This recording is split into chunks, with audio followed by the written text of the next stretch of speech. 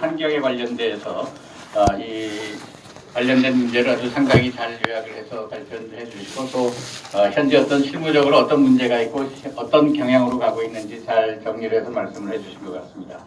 그 다음에 현대상선의 이 부장님께서 또 우리 김인영 교수님께서도 지금 계속 주장하고 계시는 이 박스를 어떻게 하면 이제 금융화하고 금융을 이용할 것인지 이 부분에 대해서 발표를 해주셨는데 두 분이 다 현재 실무를 아마 직접 담당을 하고 계셔서 그런지 아주 생동감 있는 발표를 해주신 것 같습니다. 전 두 분께 큰 박수 좀 부탁드리겠습니다. 그 두 분의 발표에 대해서 이제 세 분의 토론자를 모셨습니다. 이제 항만 물류의 현안 과제이기 때문에 각 분야별로 그 분야에서 가장 이 명성 있는 분들을 모셨습니다. 우선 김종길 항만공사 실장님 모셨습니다. 반갑습니다. 그리고 법무법인 광장의 정우영 대표 변호사님, 선박금융에 대해서 그 다음에 현대중공업의 강정훈 과장님, 세 분 모셨습니다. 그러면 지금 말씀드린 순서대로 발표한 데 대해서 좀 토론을 한 5분 내지 10분 해주시고 그 다음에 또 질문이 있으시면 플로어에서 질문을 받도록 하겠습니다. 우선 김종길 실장님 먼저 부탁드리겠습니다. 네, 반갑습니다. 인천항만공사 기획조정실장 맡고 있는 김종길이라고 합니다. 반갑습니다. 사실 우리 고려대학교 우리 김인영 교수님하고 이렇게 이걸 준비하면서 사실 저는 선박에 대한 전문가는 아니고요. 근데 이제 우리 같이 주관하는 입장에서 같이 참여를 해서 또 이 기회에 저도 이제 선박에 대한 부분, 환경에 대한 부분, 이런 부분, 컨테이너 박스에 대한 부분들을 한번 좀 자료도 좀 보게 되는 그런 계기가 됐던 것 같습니다. 물론 제가 얘기한 내용들이 아마 틀릴 수도 있고 그러니까 혹시 한번 그런 관점에서 한번 봐주시고요. IMO가 지금 이제 2020년 3월부터죠. 우리 황산화물 삭스 함량을 3.5%에서 0.5%로 대폭 낮추겠다라고 이제 했고, 그래서 많은 해운 전문가들이 IMO에 대한 환경 규제에 대해서 어떻게 대응할 거에 대해서 크게 세 가지로 구성을 했던 것 같습니다. 첫 번째는 아까 탈황 정치라고 하더라고요. 저는 처음 들어봤어요. 황산화물을 탈과하는 탈황 정치, 그게 이제 영어로는 계속 나왔던 스크러버를 설치하는 부분 첫 번째가, 두 번째는 LNG 등 청정 에너지를 사용하는 부분, 그다음에 세 번째는 저유황유를 사용하는 선박들, 이렇게 크게 나누는 것 같습니다. 그래서 우리 한국선주협회에서는 조사를 해보니까 저유황유는 설령이 18년 이상이 되는 거에 대해서는 스크러버를 설치하는 것보다는 저유황유를 설치하는 게 더 좋겠다 말은 그런 연구를 이제 하셨더라고요. 그래서 한국선주협회 조사를 잠깐 보면요, 선주협회가 국적 외항선사에 자라선박을 보유하고 있는 1016척을 대상으로 조사를 했더라고요. 그래서 지금 저유황 가격이 고유황 가격 대비 1.5배 수준일 경우에는 스크러버를 1.5배가 이제 될 때는 이상 될 때는 스크러버를 설치하는 게 낫다. 이렇게 해서 그렇게 설명을 했더라고요. 그래서 원래 지금 만 톤 이하의 선박이나 이런 선박에 대해서, 그다음에 18년 이상 된 선박에 대해서는 스크러버를 만 톤 이하는 설치하지 않아도 되고요. 그다음에 18년 이상 된 노후 선박에 대해서는 이렇게 저유황유를 쓰는 것보다는 스크러버를 설치하는 게 낫다. 이렇게 나왔고요. 그럼 스크러버가 대체 얼마나 정도, 아까 이제 우리 한국성급의 우리 김현태 책임검사원께서 말씀을 이렇게 하셨는데, 저희가 자료를 조사보다 하니까 평균 가격이 대당 스크러버가 약 한 50억 정도가 소요되는 걸로 이렇게 조사가 돼서, 지금 우리 선주협회 조사한 그런 선박들을 용선까지 포함하면 845척이 합니다. 그런 선박들이 스크러버를 하는데 27억 3천만 달러, 약 한 3조 730억 정도가 소요될 것이다라고 지금 전망을 하고 있더라고요. 그리고 현재 금년 6월 말까지 스크러브를 설치를 확정한 선박은 279척이 지금 이제 확정을 했다라고 하고요. 그러니까 결론적으로 얘기하면 아직 566척은 미확정이다 라고 해서 이 스크러버에 대한 그 얘기가 지금 계속 지금 하고 있는 것 같습니다. 어쨌거나 지금 스크러버 설치 부분은 앞서 얘기했지만 저유황을 선택할 것인지 아니면 스크러버 선택할 건지 그건 우리 회원회사의 이제 선택이겠지만 결론적으로 지금 스크러버 설치 쪽이 아까 우리 김현태 책임검사님께서 이제 많다라고 했는데요.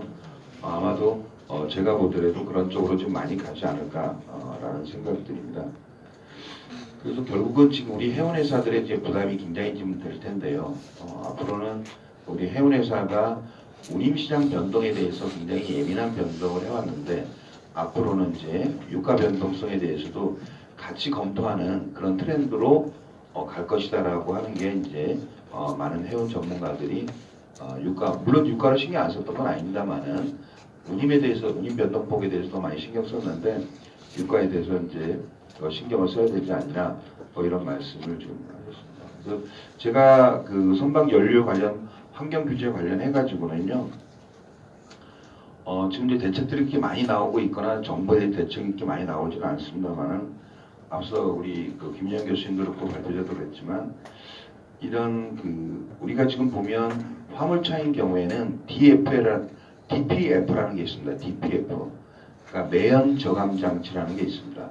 화물차인 경우에 그 매연 저감 장치가 있듯이 우리 마찬가지로 지금 우리 선박에 대해서도 지금 스크러버니 또는 뭐 LNG니 저유황유를 사용하든 이런 것들이 있기 때문에 결론적으로 얘기하면 그게 지금 DPF는 그 매연 저감 장치는 각 그 정부하고 지자체 물론 전체가 다 시행되는 건 아닙니다만은 지금 서울, 인천, 경기, 수도권 그다음에 강원도 일부 지역에서는 지금 그 매연 저감 장치를 부착하는 경우에 그 지원을 해주는 정책이 있습니다. 그 화물차에 대한 매연 저감 장치는 금액이 500에서 한 700만 원 정도가 들어갑니다. 그러다 보니까 그런 비용들을 지원해서 결국은 이산화탄소라든지 싹스녹스를 줄이는 이런 정책들을 지금 하고 있거든요. 그래서 결론적으로 우리 해운회사의 몫으로 이걸 다 커버하기에는 너무나 많은 비용들이 들어가고 아까 얘기한 대로 지금 선주협회에서 조사한 현재 있는 그 선박에 대해서만 스크러버를 한다 하더라도 약 한 3조가 넘는 3조 730억이라고 이제 조사를 했던데요. 엄청난 많은 돈이 들어가기 때문에 이 부분은 그 화물 자동차의 매연 저감 장치처럼 정부 그다음에 일정 부분 아까도 이제 나왔습니다만 정유사 그다음에 선사 이런 부분들이 좀 같이 정부에서 이 지원책을 마련하는 게 좀 좋지 않을까. 그런 하나의 예로 아까 김현 교수님이 말씀하신 해운 기금 같은 거를 좀 해서 펀드 형태를 좀 조성해서 해야지 이거를 막연히 그 어려운 지금도 어렵다라고 하고 있는 우리 해운 선수한테 다 떠넘기기에는 너무나 이건 힘든 고통이 아닐까라는 생각도 해봤고요. 또 하나의 정책으로 보면 SK 이노베이션이라고 아마 아실 겁니다. SK 이노베이션이 해상 브랜딩 사업을 하고 있습니다. 해상 브랜딩 사업은 뭐냐면 초대형 유조선을 차토해가지고 SK가 한 다음에 거기에다가 반제품을 투입하는 겁니다. 탱커 안에 반제품을 해서 아까 얘기한 LSFO 우리 저유황 중유를 생산하는 거를 지금 하고 있는데 그 기술력이 굉장히 우리나라 기술력이 지금 SK 이노베이션이 뛰어나고요.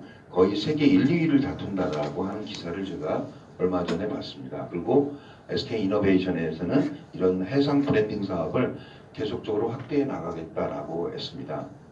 그래서 아까 이제 선주협회에서 조사한 거는 저유황유 아까 스크러버를 설치하는 게 1.5배 이상 됐을 때라고 하는데 많은 또 다른 정유 관련된 업계에서 알아봤을 때는 저유황유는 지금에 있는 벙커시브 대비해서 70%나 80% 정도 비쌀 것이다라고 예상을 하고 있습니다. 그러니까 선주협회에서 예상하는 것보다도 더 높은 가격이 나올 거라는 얘기죠.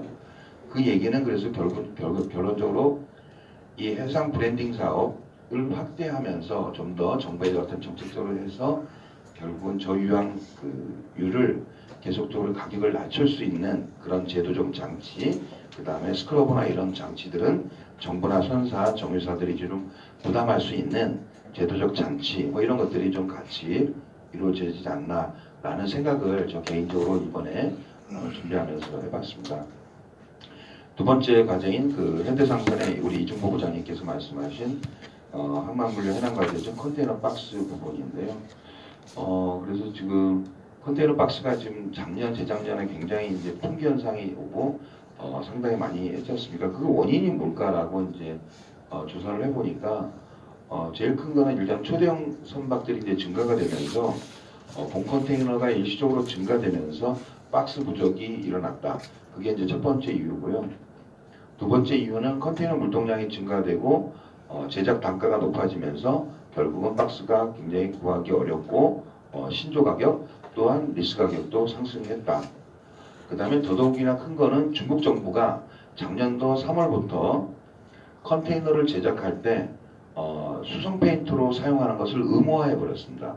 예전에는 유성 페인트로 컨테이너 박스를 그 페인트 칠했는데 그게 대기 오염을 유발한다고 해서 작년 3월 달부터는 아예 수성 페인트로만 국한을 해서 그렇게 하다 보니까 상당히 가격이 올랐고 아까 우리 현대상선 이중보 부장님이 얘기하신 거하고 이제 언론에 소개된 거하고 약간 좀 가격이 달라서 컨테이너 박스가 작년 평균 단가가 작년 8월 달에 2,100불에서 2,200불 근데 올해 초에는 2,200불에서 2,500불 정도가 컨테이너 박스당 가격 평균 단가입니다. 그냥 그랬는데 금년도 2월달인가 3월달에서 현대상선에서 컨테이너 박스 3만 개를 매입을 했는데 1,030억에 매입을 했더라고요.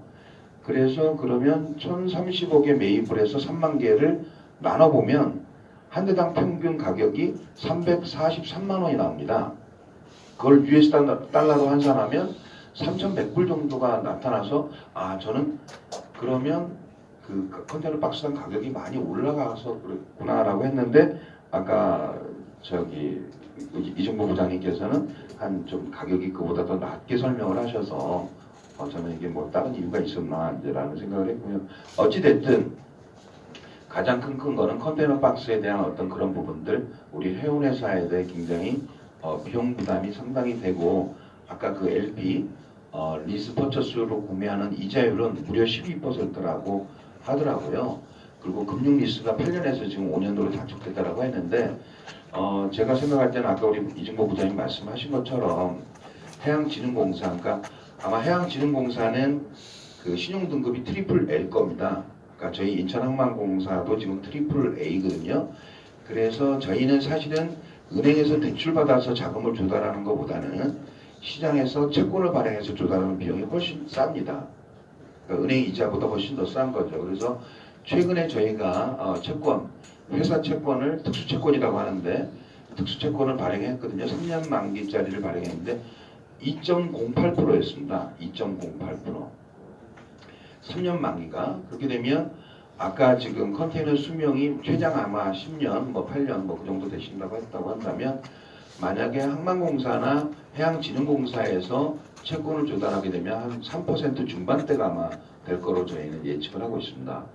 그러면 아까 지금 LP 12%의 이자 부담은 너무나 과도한 거고요.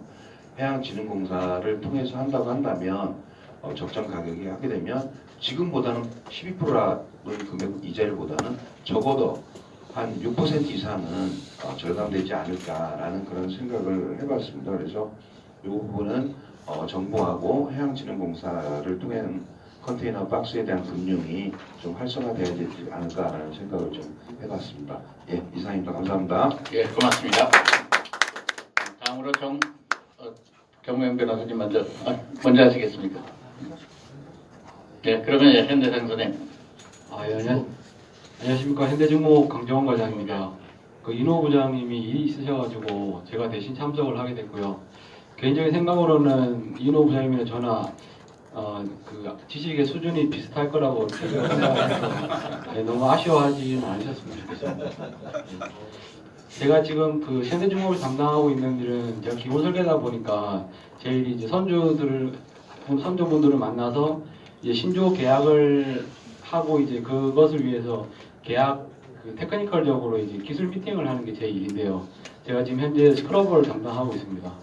그래서 스크러버 우선은 저희가 지금 고려되고 있는 가장 중요한 것들 중에 하나가 아까 그 발표에서 말씀을 드렸듯이 속스 그리고 녹스 그리고 이제 CO2 그게 지금 가장 화두인데요. 먼저 속스를 말씀을 드리면 지금 제가 입사를 하고 나서 이제 물가가 막 오르기 시작을 했습니다. 그래서 100불이 넘어가면서 모든 선주분들이 이제 갑자기 원래 이제 상선 같은 경우에는 카고가 가장 이제 메인이기 때문에 사실 엔진에는 크게 이제 관심 분야가 아니신데 갑자기 기름값이 올라가다 보니까 모든 분들이 이제 엔진이 효율 좋은 엔진을 써달라 라고 하시다가 그리고 이제 그 소스 규정들이 이제 그 북유럽이나 이런 데 발효가 되면서 이제 스크러버를 달아달라 그리고 이제 LNG가 또 이제 따지면서 LNG를 검토해 주세요. 이렇게 이제 시장이 선조분들의 요구가 이제 많아지다가 갑자기 이제 사우디에서 그 기름 증산을 하면서 유가가 폭락을 하게 되면서 그 이후로는 아무도 이제 아무 선조분들도 신조 미팅을 하면서 뭐 스크러버나 LNG를 달아주세요라고 하는 분들이 아무도 안 계셨거든요. 그래서 그게 불과 이제 2년 전까지만 해도 아무런 그런 요구가 없었는데 갑자기 2016년에 이제 룰이 말에 발효가 되면서 그 뒤로는 모든 분들이 이제 요거 검토해 스크러버하고 이제 LNG 검토해 주세요. 그래서 지금 이제 저희가 지금 건조하고 있는 선박에 LNG를 이제 연료로 쓰고 있는 LNG 캐리어를 제외하고는 그 외 선박들은 한 80~90%가 현재 스크러버를 지금 장착을 하고 있는 상황이고요. 네. 근데 이제 문제는 뭐냐면 이 스크러버라는 것들이 아까 말씀 제가 드렸듯이 원래 기름값이 싸다 보니까 원래 이제 개발이 시장 메이커 자체가 별로 없었습니다. 이게 시장에 지금 스크러버를 만들어서 팔 데가 없기 때문에 그런 시장 조성이 안 돼 있었는데 갑자기 룰이 발효가 되다 보니까 이제 모든 사람들이 다 스크러버를 달아주세요 하고 있는 지금 상황인데 그 선조분들은 이제 저희한테 스크러버를 달아달라고 하시면서 어떤 말씀을 하시냐면 꼭 바질라나 알파라바를 써주세요라고 말씀을 하시거든요. 그 이유가 뭐냐면 바질라는 이제 노르웨이 회사고요. 알파라발은 네덜란드 회사인데 그 회사들은 이제 그 스크러버 시장이 확 죽었을 때도 계속 스크러버라는 기술을 발전을 시켜가면서 그 실적을 계속 쌓아가고 있었거든요. 그러다 보니까 그 두 개 회사들은 이게 실적이 되게 많은 상황이고요. 그 나머지 회사들은 이제 실적이 별로 없거나 아니면 최근에 이제 저희 그 한국 기자접체 같은 경우는 최근에 이제 그 시장 수요가 많아지다 보니까 이 사업을 시작을 하게 됐는데 그러면 그 두 개 회사들이 그런 시장의 수요가 없었음에도 불구하고 계속 기술을 개발을 할 수 있었던 데는 저희가 판단하건대 지금 지금 두 개 회사들이 다 북유럽 쪽에 있는 회사들인데요.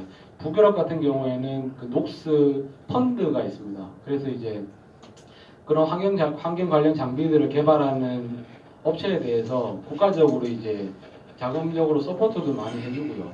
그리고 그 노르웨이나 함부르크나 그리고 스웨덴 포트들 같은 경우에는 이게 그런 환경 관련 장비를 달았을 때 포트 피를 뭐 가격을 깎아준다거나 아니면 세금을 감면해준다거나 그런 재정적인 보조 장치가 있거든요.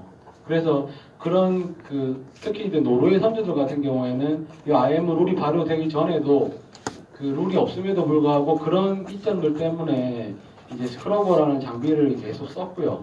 그리고 거기 노르웨이나 북유럽 쪽에 있는 장비 회사들이 경험을 쌓고 계속 이제 그 비즈니스를 계속 해올 수 있었던 상황이고요.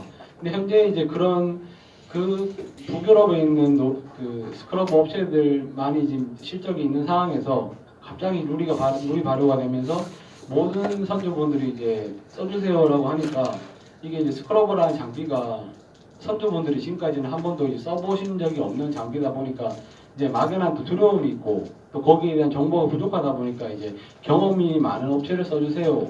근데 이제 그 경험이 많은 업체들은 또 캐파가 제한이 돼 있죠.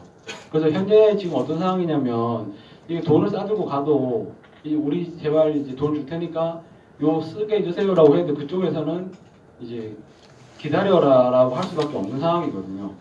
지금 현재 상황이 좀 그런 상황이고요. 그러니까 저희가 그 두 개 업체를 쓰고 싶어도 지금 쓸 수 없는 그러니까 선박에 납기가 있기 때문에 그 납기를 맞추기 위해서는 이제 그런 업체를 좀 쓸 수 없는 그런 상황입니다. 그래서 그런 상황을 봤을 때 저희 나라 같은 경우에도 그런 이제 당장에 이제 수요는 없지만 향후 이제 뭐 유망할 수 있는 그런 블루오션의 그런 장비에 대해서 뭔가 이제 재정적으로 서포트를 해서 이런 연구가 계속 진행이 될 수 있는 그런 좀 기반이 마련이 좀 돼야 될 것 같고요. 그리고 지금 그 머스크 아까 발표 전에 보면 머스크가 이제 저유황률을 쓴다고 했었는데요. 제가 올해 초까지 머스크 이제 신조 담당을 했었는데 머스크도 이제 원래는 한 20, 30년간 그 LSFO를 장기간 이제 정유회사하고 계약을 맺어서 싼 가격으로 자기네들은 공급받을 수 있다. 그래서 자기네들은 스크러버가 필요 없다라고 계속 얘기를 했었거든요. 그런 머스크조차 이제 올해 신조를 추진하면서는 자기네들도 그랬지만 지금 현 상황에서는 스크러버밖에 대안이 없는 것 같다. 그래서 이제 자기네들도 스크러버를 달아야 되겠다라고 지금 현재 하고 있는 상황이고요. 그래서 그런 현재 지금 스크러버 같은 경우에는 수요는 엄청 많은데 공급 이제 경험 있는 공급업체들이 이제 지금 캐파가 안 돼서 지금 뭐 적용을 할 수 못하는 상황이고 신생업체 같은 경우에는 이제 선주분들이 이제 경험이 없다 보니까 좀 많이 우려를 하고 있는. 근데 우려를 하고 있지만 지금 어쩔 수 없이 이제 쓸 수밖에 없는 그런 상황입니다. 그 두 번째로 이제 녹수에 대해서 말씀을 드리겠습니다. 녹수 같은 경우에는 지금 이제 티어 3가 그 선박 속수 같은 경우에는 이게 선박 그 건조 일자하고 상관없이 무조건 2020년 1월 1일부터 이제 무조건 다 적용을 해야 되는 건데요. 녹수 같은 경우에는 이제 선박 선박 건조하고 관련이 있어서 이게 선박 건조 일자가 우리가 킬레잉이라고 하는데 도크에다가 이제 블록을 딱 놓는 그 순간을 킬레잉이라고 하거든요. 그 킬레잉 기준으로 했을 때 이제 미국 같은 경우에는 2016년 1월 1일 그 이후 선박에 대해서 적용을 다 해야 되고요. 그리고 이제 발틱하고 이제 노스시, 그 북해하고 유럽 같은 경우에는 2021년 1월 건조 기준 선박에만 적용이 되는 룰이기 때문에 현재 이제 중고선들 뭐 현재 그 이전에 그 적용이 건조가 됐던 선박에 대해서는 사실은 이제 티어 3라는 걸 사실은 전혀 이제 할 필요는 없는데 현재 저희 같은 경우에는 신조만 하다 보니까 지금 뭐 선조분들이 신조 배를 치우시면서 미국을 안 가겠다라고 하시는 분들은 없을 거기 때문에 지금 모든 배에다 이제 티어 3가 지금 적용이 되고 있는 상황입니다. 그리고 마지막으로 LNG 관련해 말씀을 드리면 이게 스크러버라는 거는 이제 기름을 물로 씻음으로써 탈항을 할 수가 있는데 이게 기름 자체를 바꾸지 않고서는 CO2 배출량을 이제 줄일 수가 없습니다. 그래서 EEDI라고 해서 요즘에 그 뭐 북극에 뭐 빙하가 높고 뭐 이런 문제가 많이 있지 않습니까? 그래서 그런 걸 하기 위해서는 이제 CO2를 줄여야 되는데 CO2를 줄이기 위해서는 이제 기름을 바꿀 수밖에 없고요. 현재 저희가 이제 선박 연료로서 고려를 하고 있는 게 메탄올, 뭐 LPG, 에탄, 에탄, 메탄 뭐 여러 가지가 있는데요. 지금 현재로서는 그 CO2를 가장 많이 줄일 수 있는 거는 그 메탄이고요. 그게 이제 결국에는 LNG거든요. 근데 아까 그 발표자가 말씀하셨는데 이제 LNG 같은 경우에는 10년 정도 이제 시장이 형성이 될 수 있을 것 같다라고 말씀하셨는데 지금 저희가 이제 보통 짓고 있는 배들은 2만 TU, 최소 14,000만 TU 이상 컨테이너를 하고요. 그리고 탱커선들도 이제 보통 뭐 VCC, 300K, VCC, 그다음 뭐 5호캐리어, 뭐 300K, 5호캐리어 이런 것들 초대형 선박들을 짓고 있는데 사실 그런 초대형 선박에 대해서는 현재로서는 기술이 이제 LNG 말고는 없고요. 그래서 지금 당장은 이제 CO2가 아직까지는 이제 여유가 있기 때문에 지금 속수 스크러버를 이제 달아서 룰을 만족을 시킬 수가 있는데 그 EDI가 더 진행이 돼서 CO2를 더 감축을 시켜야 되면 이게 지금 그 속수 스크러버로도 사실 이제 속수 스크러버로 CO2를 줄일 수는 없기 때문에 결국에는 이제 마지막으로 가야 되는 게 LNG고요. 저희 조선소 입장에서는 가장 이제 마지막 그 종착역은 LNG라고 지금 보고 있습니다. 현재로서는 뭐 노르웨이 야라 선주 같은 경우에는 뭐 최근에 보면 배터리를 이용해서 전기 추진을 해서 뭐 컨테이너 초소형 컨테이너를 한다고 하긴 하는데 그런 거 보면 뭐 TU가 1000TU가 안 되는 되게 소형 선박이거든요. 그래서 뭐 가격을 보나 뭐 그런 것을 고려했을 때 현재 LNG 말고는 사실 대안이 없는 상황이고, 근데 문제는 이제 LNG를 선주분들이 그래서 CMA 시즌 같은 경우는 LNG를 지금 선택을 했죠. 그래서 지금 중국에서는 이미 21K LNG 건조를 하고 있습니다. 근데 문제는 뭐냐면 LNG 같은 경우 벙커링을 해야 되는데 항상 그 LNG 컨테이너가 이제 시장에 건조를 하려면 항상 따라 건조를 하게 되는 게 LNG 벙커링 베슬이거든요. 그 결국 LNG를 벙커링을 해야 이제 배에 실어야 그게 움직일 수 있기 때문에 CMA 시즌 같은 경우도 이제 컨테이너 초대형 컨테이너를 발주를 하면서 같이 발주를 했던 게 LNG 벙커링 베슬이거든요. 근데 현재 이제 우선은 LNG를 쓰려면 LNG 벙커링에 대한 방법이 나와야 되고요. 그럼 LNG 벙커링 베셀을 쓰든가 아니면 이제 탱크로리를 써서 우리 그 자동차 트럭이 와가지고 탱크로 해가지고 이제 주입을 하게 되는데 탱크로리를 쓰는 경우에 그 벙커링 하는데 시간이 엄청 많이 소요가 되고요. 그러면 이제 컨테이너는 빨리 짐 내리고 빨리 기름 실어서 장사하러 가야 되는데 그 시간이 이제 벙커링하는데 시간이 많이 들면 그게 결국에는 이제 금전적으로 손해를 보는 거지 않습니까? 뭐 그런 문제도 있고 이게 또 탱크로리로 만약에 벙커링을 하게 되면 이게 이제 탱크 안에다가 LNG를 붓게 되면 LNG가 이제 기화를 해가지고 가스로 막 나오거든요. 그런 가스를 그 이제 벙커링하는 탱크로리에서 처리를 할 수 있어야 되는데 지금 탱크로리 같은 경우에 그런 지금 장비가 전혀 없습니다. 그래서 그런 것에 대해서 이 배가 지금 배에도 사실은 그런 장비가 지금 탑재를 하는 게 쉽지가 않거든요. 그래서 그런 벙커링을 할 때 LNG 같은 경우에는 뭐 초기 투자비도 제일 중요하지만 선주들이 이제 어디서 벙커링 할 수 있느냐 그게 이제 가장 지금 문제가 되고 있고요.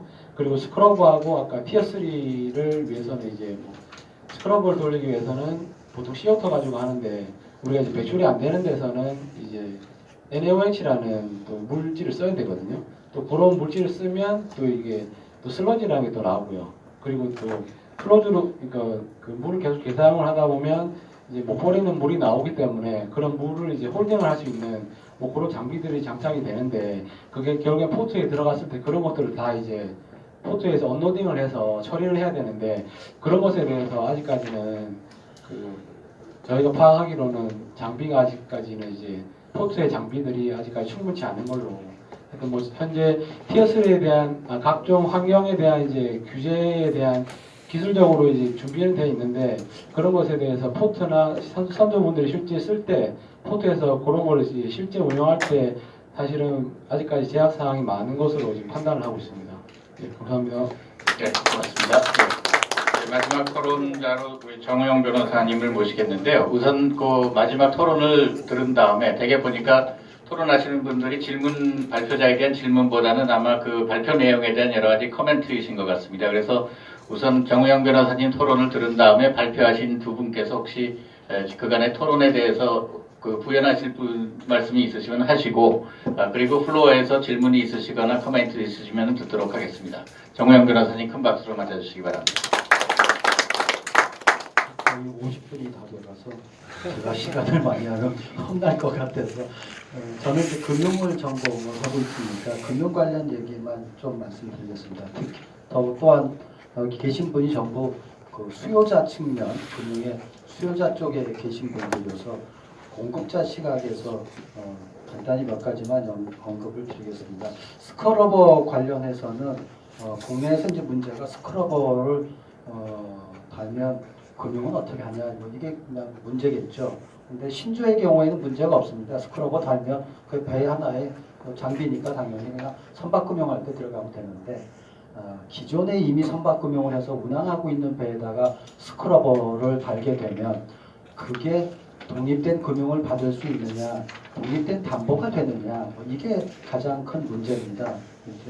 여러분 잘 아시다시피 배에다 이렇게 뭐 장비 하나 부착되면은 사실은 그 부합 이론에 의해서 그냥 선박이 돼버리거든요. 그래서 그걸 이렇게 따로 띄어갖고 담보로 등록할 수도 없고 그래요. 그러다 보니까 스크러버를 달자고 20억에서 50억에 달하는 금융을 하는 금융기관 입장에서는 내 담보 어디 가서 찾냐 이런 걸 신경을 안 쓸 수가 없죠.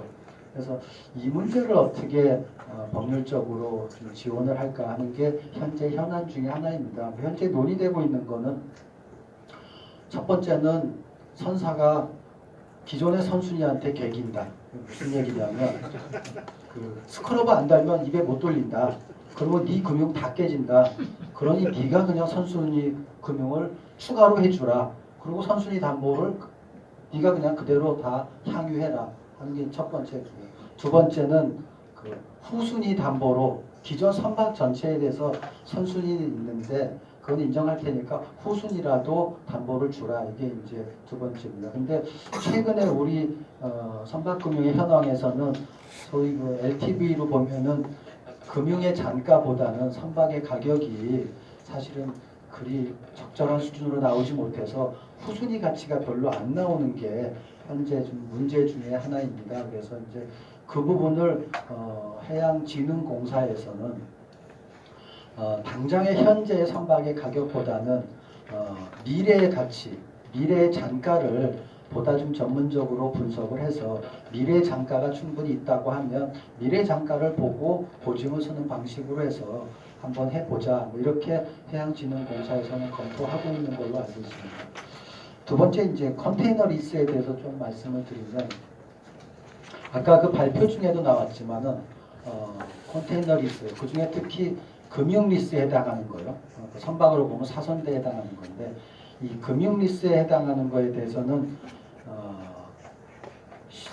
신용 선사가 신용이 좋을 때는 사실 아무 문제가 없어요. 말 그대로 금융이다 보니까 금융을 차입하는 회사의 신용도가 좋으면 누구나 다 빌려주죠. 근데 선사가 신용도가 떨어지기 시작하면 신용도를 보고 돈을 빌려줄 수는 없습니다. 결국 자산의 담보 가치를 보고 빌려줄 수밖에 없죠. 그러면 이제 컨테이너 박스가 얼마나 담보 가치가 있느냐 이걸 어떻게 보느냐 이 문제입니다. 최근에 아까 그 증권회사를 통해서 선박금융 컨테이너 박스 금융을 하나 추진 중이라고 하시는데 그런 회사들이 지금 뭐 국내에도 몇 군데 있습니다. 근데 전부 다 공통적으로 나오는 얘기가 담보 가치가 있느냐, 회수율이 얼마 되느냐, 회수 비용이 얼마 드느냐. 이게 첫 번째 문제입니다. 이게 총합 토탈에서 말하면 컨테이너 박스의 담보 가치가 있는 거냐라는 얘기고 두 번째는 금융 리스를 주면 만약에 그 선사가 법정 관리에 가면 내가 그 박스 빼올 수 있냐? 선박처럼. 선박의 경우에는 공익채권으로 그 미행 쌍무계약이라고 해서 공익채권으로 해석이 돼서 이행을 선택을 하면 공익채권으로 해석돼서 100% 다 받거나 계약을 해지하면 선박을 돌려받아와서 담보권을 행사할 수 있는데 박스도 그러니 이 두 가지 이슈가 가장 제기됩니다.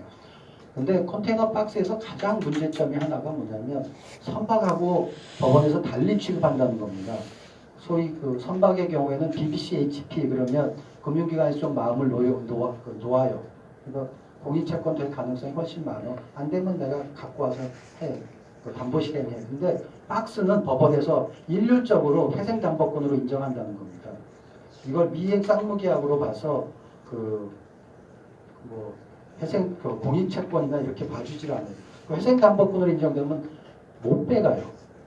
그러니까 금융기관 입장에서는 이런 소위 우리가 도산 뱅크럽스 리모트라고 하는 건데요. 도산절연이 안 되면 금융 리스를 못 준다라는 게 가장 큰 문제 중에 하나입니다. 그래서 저희가 이제 변호사들이 지금 요즘에 막 공부를 하고 연구를 하고 있는 게 어떻게 하면 도산절연을 하는 구조를 만들 것인가 뭐 이렇게 연구하고 있고 아마 조만간에 진흥공사하고 협의해서 그런 구조가 하나 정도 나올 것 같아요. 그래서 그 구조가 나오면 완전한 금융 리스는 아니지만 소위 법원에서 봤을 때는 운영 리스고 텍스나 회계적으로는 금융 리스인 그런 구조를 택해가지고 아마 서비스가 되지 않겠느냐 하는 게 구조적인 면에서는 그렇고요. 그 다음에 담보가치라는 면에서는 여전히 숙제가 남아 있습니다.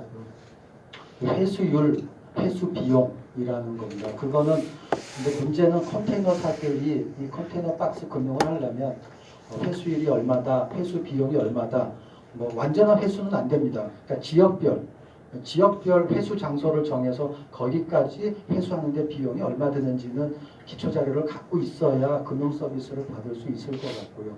또 하나는 컨테이너가 현재 돌아다니는 현황을 수시로 보고할 수 있고 로스가 생기면 바로바로 대체물을 넣을 수 있는 시스템을 선사 스스로 갖춰야 된다는 겁니다. 그러니까 그 정도는 최소한 서비스를 해줘야 금융기관에서 금융을 제공하겠다라는 생각입니다. 또 그렇게 금융이 그 정도 되어야 금융기관이 금융을 제공하고 진흥공사도 보증을 하겠다 이런 입장이니까요.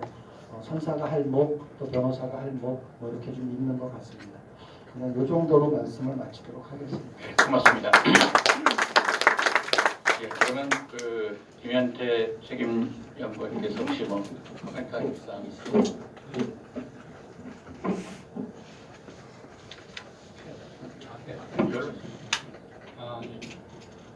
시간이 별로 없으니까 짧게 하겠습니다. 좀 전에 말씀하신 것처럼 제가 주로 하는 일이 회원 선사 다니면서 이런 설명회를 하는 게 제 주 업무입니다. 그래서 많이 만나보면 많은 분들이 말씀하시는 게 좀 전에 말씀하셨던 그 담보 금융 문제를 제일 먼저 첫 번째 문제로 토론을 하십니다. 그러니까 이제 기존에 론을 받았던 금융에서 돈을 빌리면 좋겠는데 그게 잘 안 되고 그렇다고 다른 제2의 금융을 쓰자니 담보 문제 때문에 또 안 되고 해서 여러 가지 어려움이 있는 걸로 알고 있고요. 이 문제 빨리 좀 해결돼야 될 것 같다는 개인적인 생각이 있고요. 또 한 가지 또 강 과장님 그 현대중공업 강 과장님 말씀하신 것처럼 이 스크라버라는 게 기자재 증서가 나가면 그러니까 배에 얹히기 전에 기자재 단계에서 증서가 나가면 문제 없겠죠. 기자재 증서를 내면서 이걸 테스트해가지고 퍼포먼스가 문제가 없네 라고 하면 기존에 트랙 레코더가 있든 없든 그 제조사가 설치를 해본 경험이 있든 없든 큰 문제는 없을 겁니다. 왜냐하면 샵 단계에서 충분히 테스트를 하고 증서가 나왔기 때문에 3자가 기자재 증서를 줬다는 의미는 테스트가 퍼포먼스가 충분하다는 의미이기 때문에 문제는 안 될 겁니다. 근데 이 스크라바라는 거는 특이하게도 본선에 설치하기 전까지는 이 기계가 제대로 돌아가는지 안 돌아가는지 알 수가 없습니다. 그러다 보니까 기자재 증서를 안 내다 보니까 기존에 설치를 해본 경험이 없는 메이커를 선택하기에는 상당히 리스크가 있습니다. 이 돈이 수십억 하는 물건을 탑재를 했는데 배를 한 달 동안 세워가지고 설치를 했는데 수십억 들여서 이게 퍼포먼스가 안 나오면 이걸 철거하는 비용은 그 배로 들 거고요. 다시 그 기간만큼 배에 쉬어야 되고 이 문제 때문에 지금 아까 말씀하신 그 탑 두 개의 업체들은 이미 그 슬롯이 없습니다. 여기 꽉 차가지고 지금 주문해봐야 2020년까지 물건이 안 나옵니다. 나머지 경험이 있는 야라마린이라든지 오션 엔지니어링 기타 메이저 한 7, 8개 업체들도 한두 척 지금 오단 주면 안 받습니다. 기다리라고 그러고 한 수십 척 가져와야지 오더를 한 상태거든요.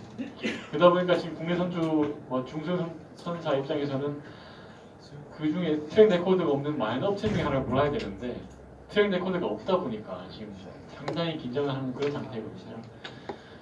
그러니까 이런 어려움이 있다는 걸 잠깐 말씀드리고 강 과장님 말씀에 좀 그런 설명하는 정도로 마치겠습니다. 네, 고맙습니다. 네, 현재 네, 아까 말씀하셨던 그 컨테이너 박스는 그게 20피트 기준이었습니다. 그러니까 40피트 같은 경우에 하이큐브는 한 3,800불 정도 합니다. 그래서 40피트 일반은 한 3,500불 하기 때문에 저희들이 아마 주문을 할 때 그 40피트 하이큐브나 이런 거 많이 섞어서 주문을 한 것 같습니다. 그래서 그런 부분이 가격은 그렇습니다. 예, 혹시 플로어에서 질문이 있으시거나 코멘트가 있으시면은 한 두세 분 정도 받겠습니다. 예, 우선 본인이 누구신지 말씀해 주시고 질문을 하실 거면은 어떤 분한테 질문하시는지를 말씀하신 다음에 질문해 주시기 바랍니다. 네, 현대삼성의 조성민입니다.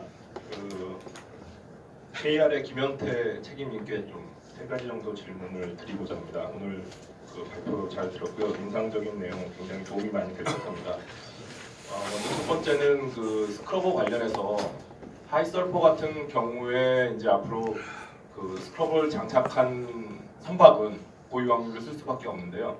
지금 현재 말씀하셨다시피 물리적으로, 기술적으로 지금 스크러버를 장착할 수 있는 선박은 한 3,800, 2020년 기준으로 보셨고, KMI 발표에 의하면 한 10,000에서 한 15,000대밖에 2025년까지 설치가 안 되는 상황입니다. 그래서 전체 한 운항 선박이 한 9만 대 기준으로 하면 4%, 5% 미만인데 저희가 그 하이설퍼 공급이나 체인 이런 문제도 지금 반면에 고려해야 되지 않나 이런 생각을 하고 있는데, 왜냐하면 그 전체적으로 운항 선박 이렇게 적은 경우에 과연 서플라이어가 모든 항만과 그 지역에 적정하게 그 하이설퍼를 공급할 수 있는지, 실제 5%의 고객을 위해서 지금의 수준의 어떤 벙커링 시스템을 유지할 수 있는지가 좀 의문이 들고 있습니다.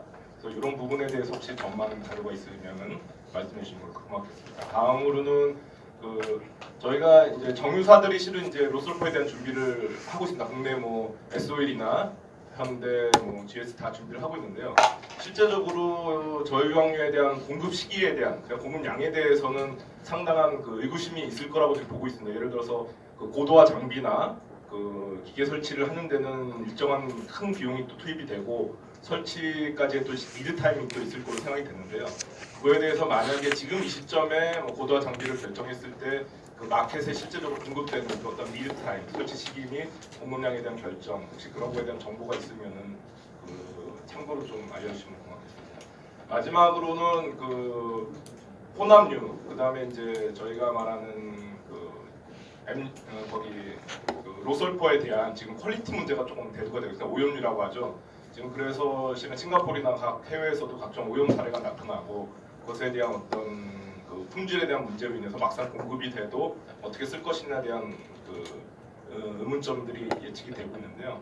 혹시 이런 거에 대해서 인증, 앞서 말해서는 ISO의 뭐 8217 기준으로 뭐 적정한 그 인증이나 품질을 하더라도 실은 이제 이런 오염 문제가 발생이 되는데, 과연 그 책임에 있어서 실제적으로 제조사가 적정한 그 연료를 만든다 하더라도 공급하는 과정에 또 믹스를 한다든지 아니면 이제 그 비용의 어떤 그 효과를 보기 위해서 뭐 윤활유를 좀 더 상당해서 그 품질에 대한 안정성이 우려가 되는데요. 이것에 대한 책임은 실제 누가 져야 되는지, 지금 이제 벙커링에 대한 책임은 모든 선사가 지는 그런 것이 예상이 되고 있는데, 혹시 국제적으로 이런 거에 대한 품질 관리나 안전에 대한 어떤 그 인증에 대한 절차에 대한 그 프로시저가 있는지 이런 거에 대한 궁금증을 좀 드리고자 합니다. 이상입니다. 아주 질문이 굉장히 수준이 높은 질문을 해주셔서 고맙습니다.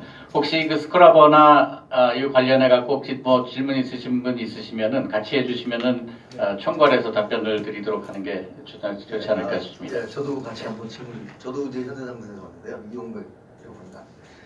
이 스크러버를 장착하지 않은 그 선박에 대해서도 특별한 경우에는 이제 고유한 경유를, 그러니까 하이설버를 이제 그 급유를 할 수 있는 조항이 이제 준비되고 있다고 하는데, 구체적인 그 조건이 어떻게 돼요? 예를 들면 그런 그 저유한 경유를 이제 아예 그 벙커링 시설이 없는 항구에 가면 뭐 그렇게 필요하겠지만은, 만약 그런 그 저유한 경유를 그 벙커링 할 수 있는 그 항구에 갔는데도 순서를 너무 오래 기다려야 된다, 이런 것도 그 이유가 되는지 그런 것에 대해서 간략하게 좀 말씀해 주시면 좋겠습니다. 하나 저기 그 스크러버 장착해서 운항 중에 사고는 전혀 없는지, 만약에 사고가 있다 그러면은 어떤 대처를 해야 되는지 궁금합니다. 예, 그럼 일단 좀 답변을 드린 다음에 또 질문 받도록 하겠습니다. 죄송합니다만 그 뒤에서부터 제가 설명을 드리겠습니다. 마지막 말씀하신 것처럼 운항 중에 스크라버가 고장 나는 경우에는 지금 협약상 부등이라는 경우를 인정을 받아가지고요, 정해진 항차까지 기존의 HF를 축소한 게 없습니다. 스크라버가 고장 나더라도 그건 이제 희망이 거의 그 이미 있는 내용이고요. 그대로 봐야 될 것 같고, 제가 질문 정확히 이거였던가요? 아무튼 그런 상황이고요. 그리고 그 스크라버가 없는 선박이 저기 뭡니까? HFO를 사용하는 경우에 그건 지금 IMO에 가면 GCS라고 해가지고 모든 포트나 플래그들이 자기 항만에서 제공 가능한 기름을 이제 기름하고 업체 명단을 다 보고하게 되어 있습니다. 다 기록되어 있고요. 그래서 내가 갔는데 거기 GCS에 보니까 없더라. 그리고 현재 에이전트를 확인했는데 없더라라는 그런 이제 보고서라든지 레포트가 있으면 HFO 수급하는 데 문제는 없습니다. 그리고 협약상 기존의 그 마포레 18.2규칙에 보면 협약이 맞는 휴를 구하기 위해서 배가 뭡니까? 항도를 바꾼다든지 운항을 지연시킨다든지 그렇게 할 필요가 없다고 명시가 되어 있기 때문에 HFO가 없는 지역, 로스오프가 없는 지역에서는 그냥 바로 HF 실으면 되고요. 말씀하신 것처럼 순서가 너무 길다든지 혹은 이 지역에 얘네가 독과점이라서 너무 비싸다 이런 것들은 사유로 안 될 것 같습니다. 그런 것들은 사실 어렵고요. 있냐 없냐가 사실 중요한 거고요. 이 정도 보시면 될 것 같고요. 그 첫 번째 질문하신 것처럼 HFO 보급이 잘 안 될 수도 있을 것이다 라는 질문은 가끔 종종 막막히 있습니다. 그런 우려도 사실 있고요. 사실 4.5%에서 3.5% 줄면서 그때 2012년도에 줄면서 기존의 4.5%가 3.5%보다 가격이 더 비쌌던 적이 있었습니다.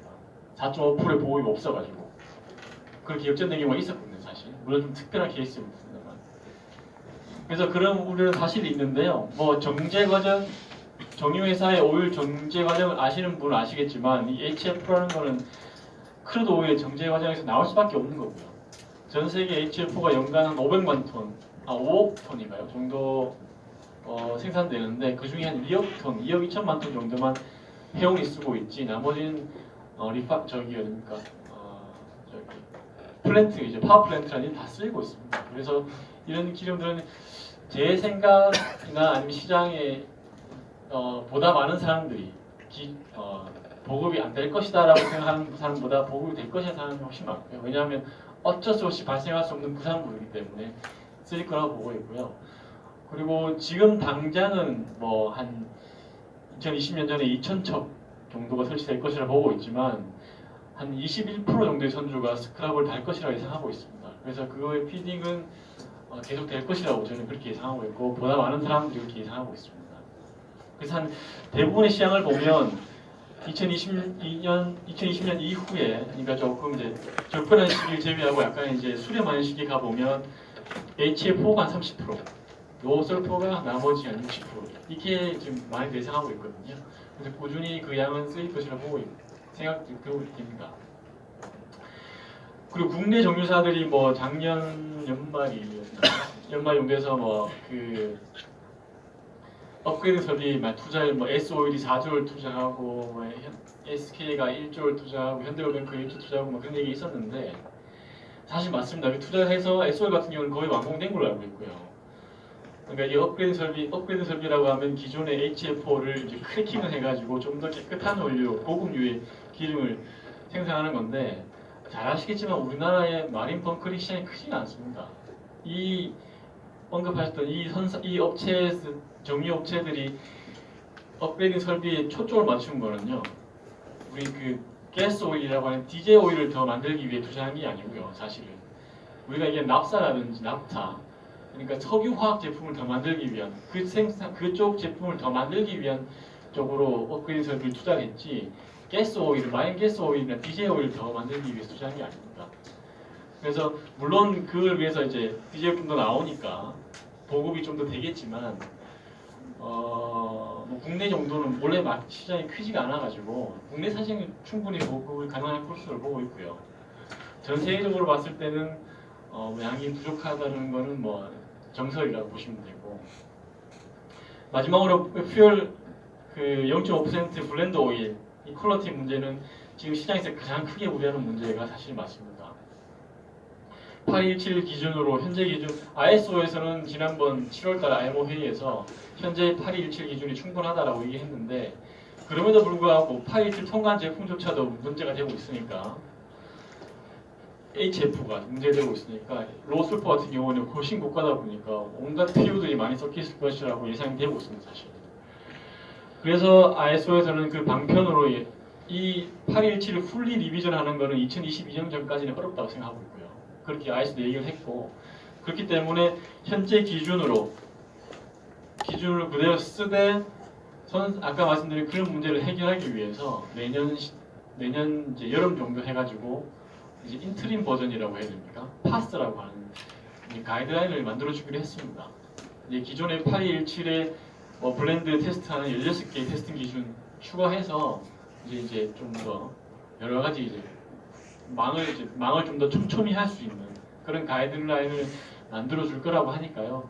아직까지 어떻게 나올지는 예상할 수는 없습니다만 거기 플러스해서 여러 한 뭐 몇 가지 좀 더 오염도를 테스트할 수 있는 테스트 규정을 더 넣을 걸로 예상이 됩니다. 그래서 그거 보면 조금 더 괜찮을 것 같은데 여전히 뭐 문제는 걱정은 시장에 만연해 있는 건 맞는 얘기고요.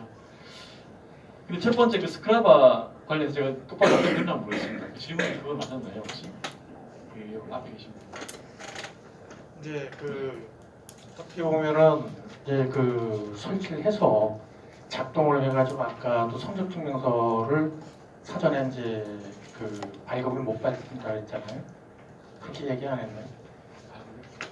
저희 기자재 증명서를 발급 대상이 아니라고 좀 맞습니다. 스커러 같은 경우에 네. 장착을 해서 네.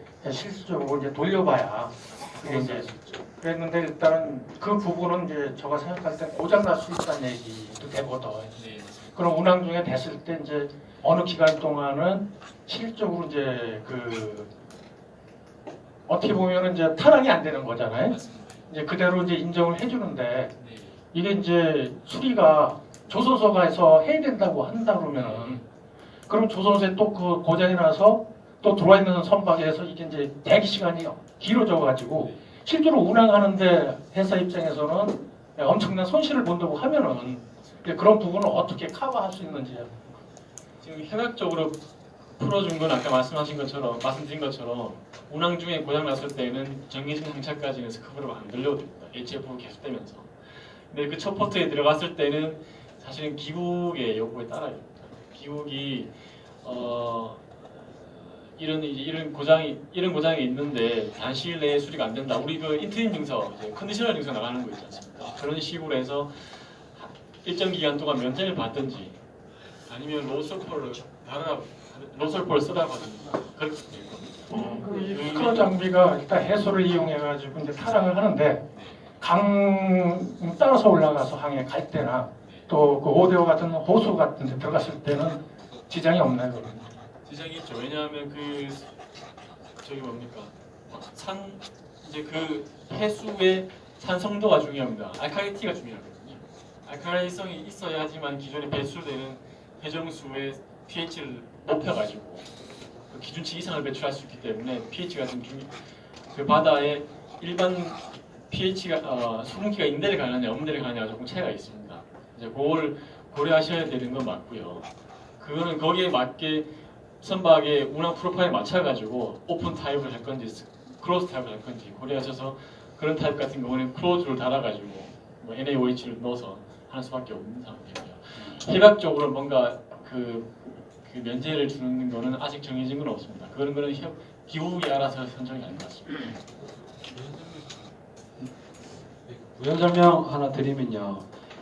지금 스크러버 같은 경우에 결국에는 스크러버라는 게 배기가스를 이제 물로 뿌려가지고 물로 씻어주는 장비라서 크게 뭐 장비 안에 뭐 로테이팅 파트나 이런 게 사실 없거든요.